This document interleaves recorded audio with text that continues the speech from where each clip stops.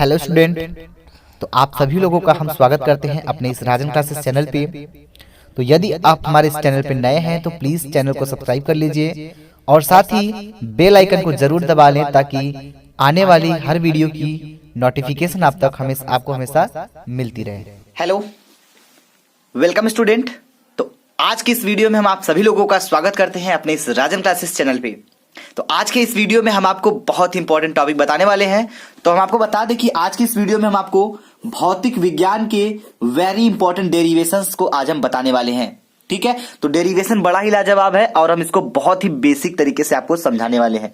तो ध्यान दीजिएगा, ये डेरिवेशन आपके दिमाग में एकदम से हमेशा के लिए फिट हो जाएगा। इसके बाद आप अपने से वीडियो खत्म होने के बाद आप खुद से कम इसको 3 बार प्रैक्टिस कर लीजिएगा, ये आपको कभी नहीं भूलेगा। ठीक है, चलिए तो हम बिना देर के स्टार्ट करते हैं आज के इस वीडियो को। तो समझिए ध्यान से, डेरिवेशन है तो है, कौन सा है इसके बारे में समझते हैं। तो हाइगेंस के द्वितीयक तरंगिकाओं के सिद्धांत के आधार पर तरंगों के अपवर्तन की व्याख्या, किसकी?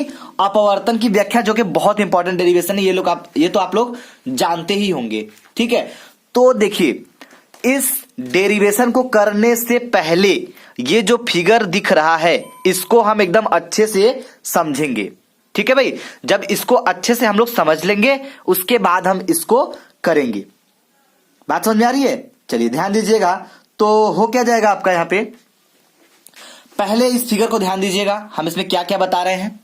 माना एक समतल तरंगाग्र AB, ठीक है, यानी कि माना एक समतल, ठीक है, तरंगाग्र AB एक पृथक्कारी तल मतलब Z तथा Z पर आपतन कोण I हो रहा है। यानी कहने का मतलब ये चीज है कि ये जो Z और Z' पृथक्कारी तल है, इस पर एक तरंगाग्र AB कहां है भाई? तो ध्यान दीजिएगा, A आपका ये है, ठीक है, और क्या है? ठीक है, B आपका ये है। तो ये A है, ये A' है, ये B और B' है।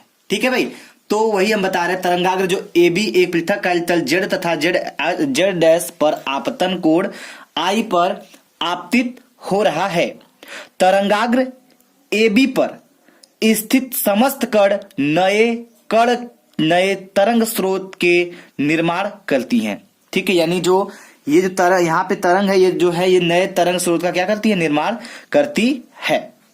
ठीक है, जिसके द्वितीयक तरंगिकाओं का उत्सर्जन होता है।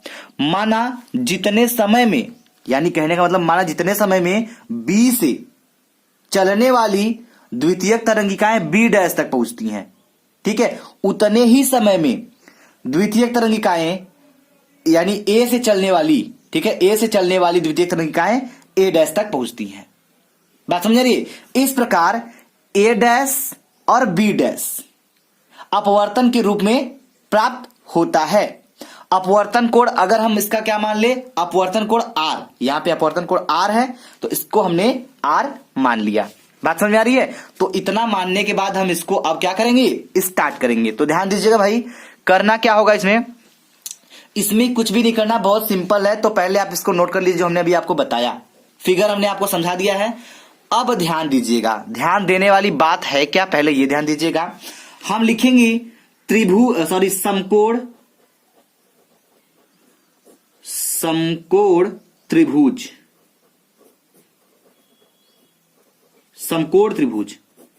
ठीक है, समकोण त्रिभुज किसमें? त्रिभुज AB' में।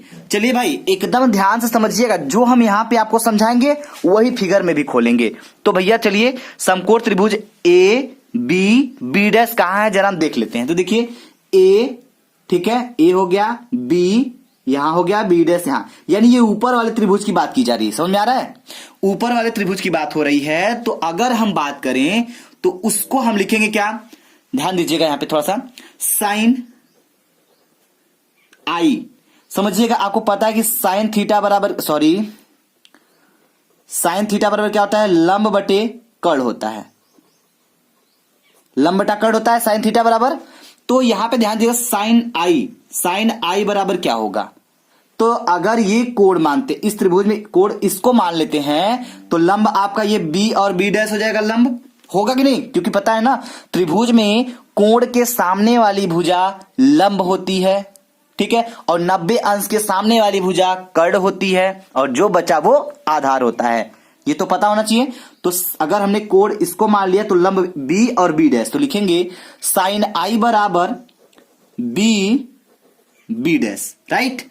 चलिए ये हो गया लंब, और लंब बटे कर्ण, कर्ण क्या है इसमें देखा जाए तो ध्यान दीजिएगा, कर्ण इसमें क्या होगा, तो इसमें जो कर्ण होगा, ये जो भुजा है ये 90 अंश की भुजा है, और इसके सामने वाली भुजा, ये जो कोण है ये 90 अंश का हो जाएगा, क्योंकि इसके सामने वाली भुजा ये है 90 अंश के सामने वाली भुजा कर्ण होती है, तो ये क्या हो जाएगा, कर्ण हो जाएगा, यानी ए बी डैश आपका कर्ण है। तो यहां पे हम लिखेंगे B dash upon A B dash. आपको डाउट नहीं होना चाहिए बिल्कुल, देखिए साइन थीटा बराबर लंब बटा कर्ण होता है, बिल्कुल क्लियर है।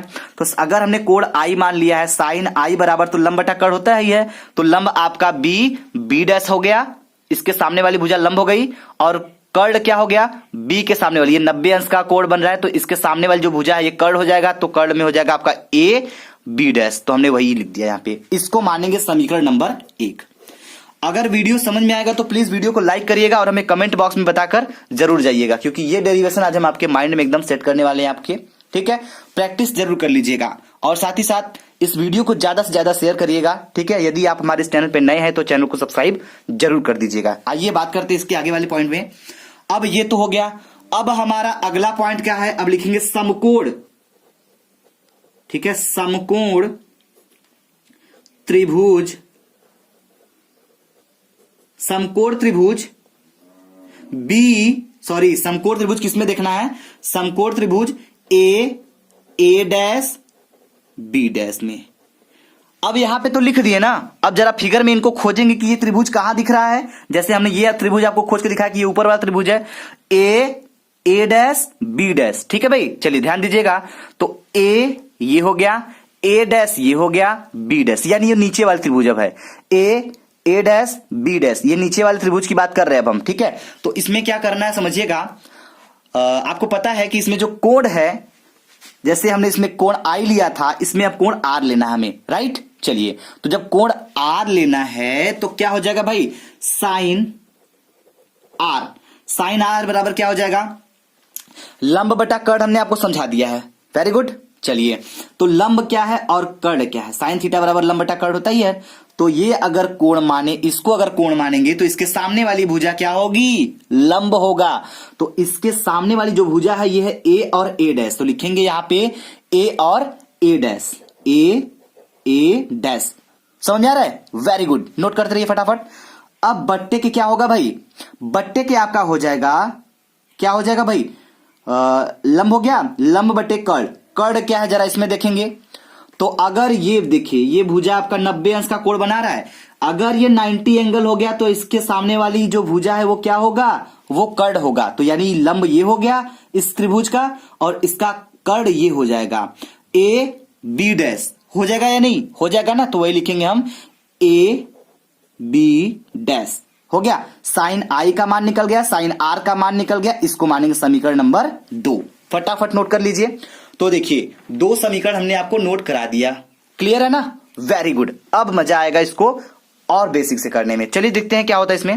तो अब हम यहां पे करेंगे समीकरण 1/2, यानी कि समीकरण 1 डिवाइडेड बाई 2, समीकरण 1 में हम भाग देंगे समीकरण नंबर 2 से, समझिएगा। समीकरण 1 आपका क्या था भाई, समीकरण 1 आपका था साइन आई बराबर बी डैश, अब बट्टे की क्या था, ए बी डैश, ये समीकरण 1 था, राइट। अब देखिए होगा एक्चुअली यहां पे कि एलएचएस का एलएचएस में भाग करेंगे, आरएचएस का आरएचएस में, तो इसका आरएचएस क्या था भाई, सॉरी एलएचएस था साइन आई, अब इसका एलएचएस क्या था समीकरण नंबर 2 का, वो था साइन आर, और इसका आरएचएस जो था वो क्या था, वो था ए डैश, अब बट्टे के ए बी डैश, ठीक है भाई, नोट करिए फटाफट। अब देखिए क्या होगा यहां पे, अगर यहां पे देखा जाए तो क्या देखा जाए भाई, तो हो क्या जाएगा आपका साइन आई बटे साइन आर, तो लिखेंगे साइन आई बटे के साइन आर, इतना हुआ। अब बराबर यहां पे कुछ कट पिट रहा है तो उसको काट पिट लेते हैं, कोई दिक्कत तो है नहीं। तो इसको और हल करेंगे तो हो जाएगा बी डैश, ठीक है। अब बट्टे के ए बी डैश, और यहां पे भाग है ना, जब भाग है गुणा करेंगे तो ये उल्टा हो जाएगा, यानी कह सकते हैं ये जो नीचे वाला मैटर है ये ऊपर चला जाएगा, ए बी डैश ऊपर हो जाएगा और नीचे आपका बी डैश, ठीक है भाई, हो गया। तो अब देखिए आपको यहां पे देखने को मिल रहा होगा एक चीज आपका कट रहा है, ठीक है, सॉरी ये बी डैश नहीं, ए सॉरी क्या है, ए डैश है, इसको सही कर लीजिएगा थोड़ा सा।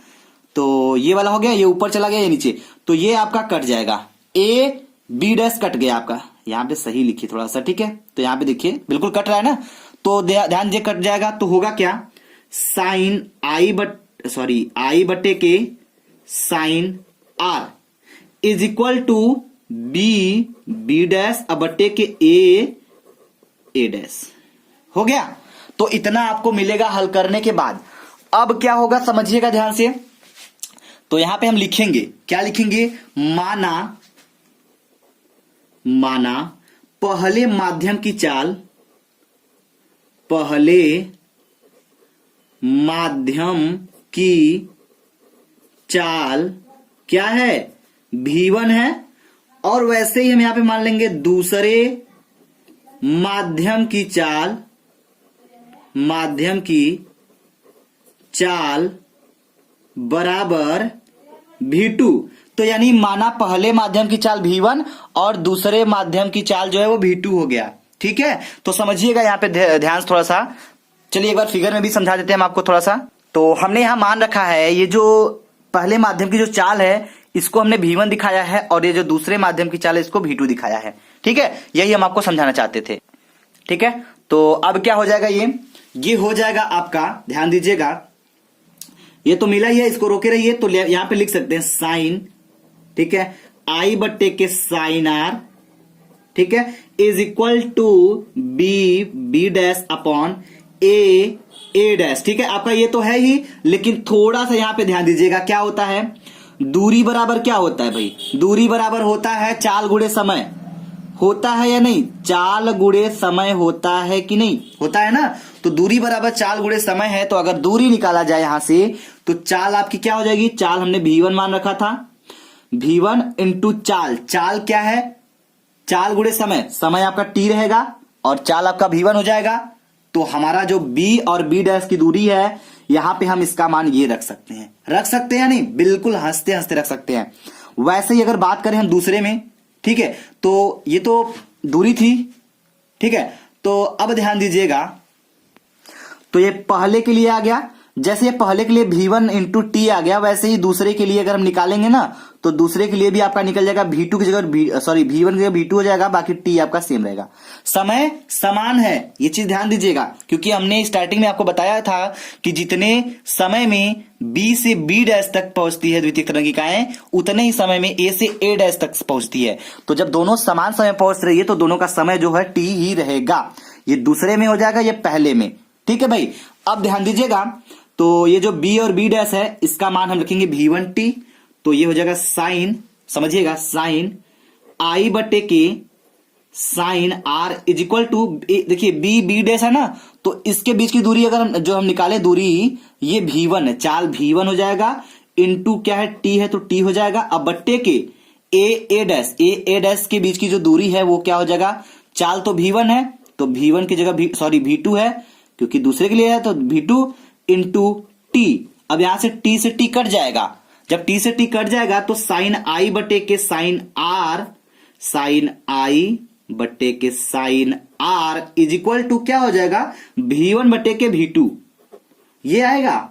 चलिए भाई, अब V1 और V2 क्या है जरा ध्यान दीजिएगा, यहां पे ये V1 और V2 हो गया, और हमें अच्छे से एकदम पता है स्नेल के नियम द्वारा, क्या पता है भाई, स्नेल का नियम आप लोग जानते हैं ना, n बराबर क्या होता है, साइन आई बटे के साइन आर, ये नियम जानते हैं ना। तो इसकी जगह पे हम इसको रखेंगे, तो कहने का मतलब हम यहां पे ये रख देंगे, साइन यहां पे हो जाएगा n अब बराबर V1 बटे के V2, ठीक है। तो ये हो गया यहां पे। अब ध्यान दीजिएगा, तो यहाँ पे जब ये सॉरी ध्यान दीजिएगा, एक चीज यहाँ पे ध्यान दीजिएगा, तो हम इसके बराबर इसको भी दिखा सकते हैं। तो जब इसके बराबर इसको दिखा सकते हैं तो इसकी जगह पे हम n क्यों नहीं लिख सकते? लिख सकते हैं ना। तो बिल्कुल जब लिख सकते हैं तो कुछ नहीं, तो यहां पे लिखेंगे साइन i बटे के sine r is equal to n। इसकी जगह पे हम इसको रख दिए, तो ये हो गया आपका अपवर्तनांक की व्याख्या। किसके? हाइगेंस के द्वितीयक रंगिकाओं के सिद्धांत पर।